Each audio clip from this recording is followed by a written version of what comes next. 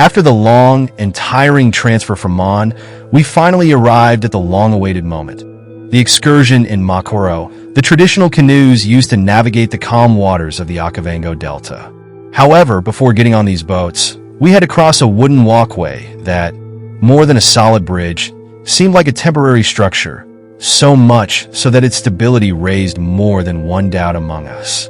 Every meter traveled by the Jeep makes the planks creak under our feet, and a certain sense of adventure accompanies us. Here, however, the art of making do is an integral part of everyday life. Adapting to circumstances is a necessity and not just a skill.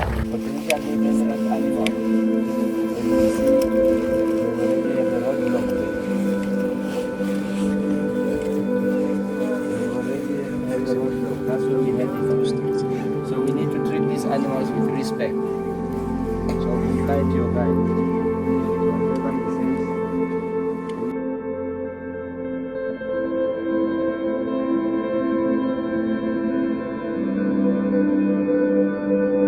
When we arrive on the shore, the Mokoro are already waiting for us, lined up on the calm water, as if in a sort of silent welcome. Each will carry two of us, entrusted to the expert guidance of our rower, who will not only expertly lead us through the quiet channels of the delta, but will also be our interpreter of the surrounding nature. After a short briefing, in which we are explained how to behave and what to expect from this unique experience, it is time to set off. We glide gently on the water, leaving the shore behind us and immersing ourselves in a landscape that seems out of time, where the sound of the long, or that sinks rhythmically into the water, is the only melody, interrupted only by the calls of the birds and the rustling of the vegetation. The sensation is that of a deep connection with nature as we move further and further into this branch of the delta, ready to discover every detail of this ecosystem so alive and vibrant.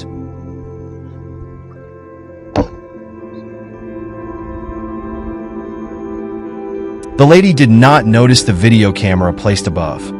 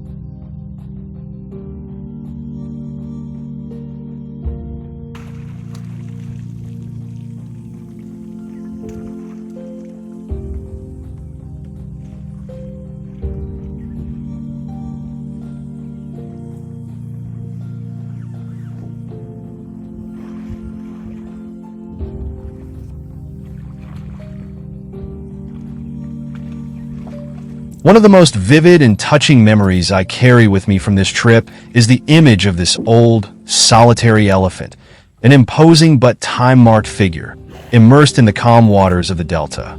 Watching him while, with slow and deliberate movements, he carefully chose the most tender aquatic plants, made me reflect on the extraordinary wisdom of nature. With his trunk, he tore them from the water and, in an almost hypnotic ritual, he repeatedly hit them forcefully against the surface. This gesture, which to a distracted eye might seem like a simple whim, was instead full of meaning. His molars were now worn out, worn down by the years and the hard food he had chewed over the course of his long life. Thus, the old elephant had found a way to adapt, rinsing and softening the plants before eating them, in an act that conveyed an extraordinary resilience. Its solitude, Its calm rhythm and that silent struggle against time struck me deeply, revealing to me how even the most majestic giants of the savannah are fragile in the face of the inevitable flow of life.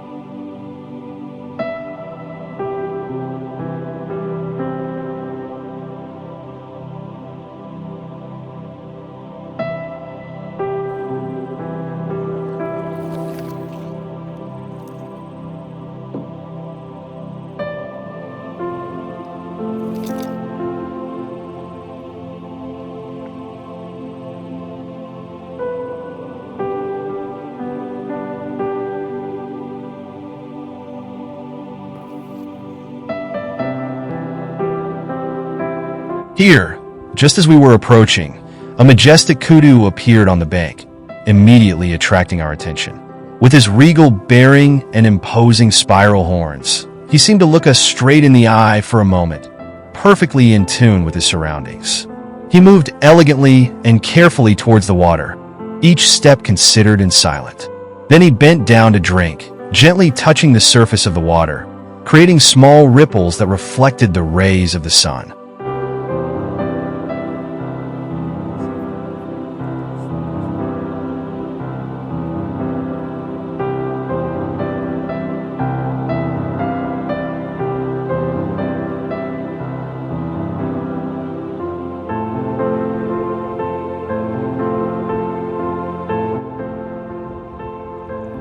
Here, instead, you see a group of elephants on the horizon, an image that transmits strength and unity.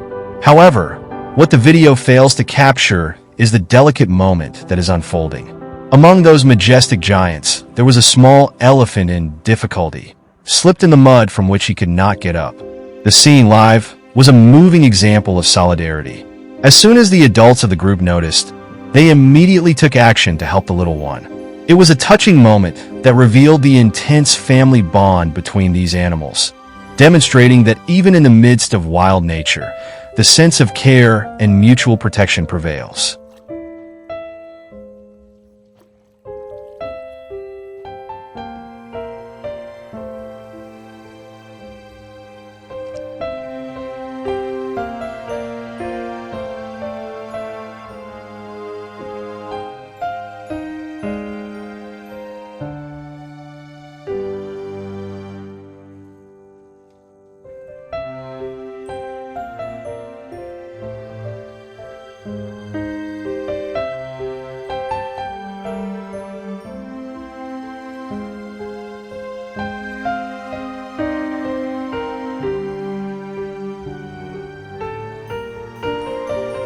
The Mokoro is a traditional low canoe made from the trunk of a sycamore or kigelia tree, also known as the sausage tree for its characteristic hanging fruit. Mokoro construction has recently undergone a significant transformation. Fibreglass has begun to be used, a choice motivated by growing awareness of environmental protection. This innovation allows the preservation of sycamore and kigelia trees, which take decades to grow to an adequate size. Despite their seemingly precarious appearance, Mokoro are surprisingly stable and ideal for navigating the dense vegetation of the Okavango Delta. This mode of transport not only respects the ecological balance of the region, but also offers an authentic and silent experience to explore one of the most biodiverse ecosystems on the planet. The Mokoro is therefore not only a means of transport, but also a symbol of sustainability and tradition, which in the Okavango Delta deeply connects people to the surrounding nature.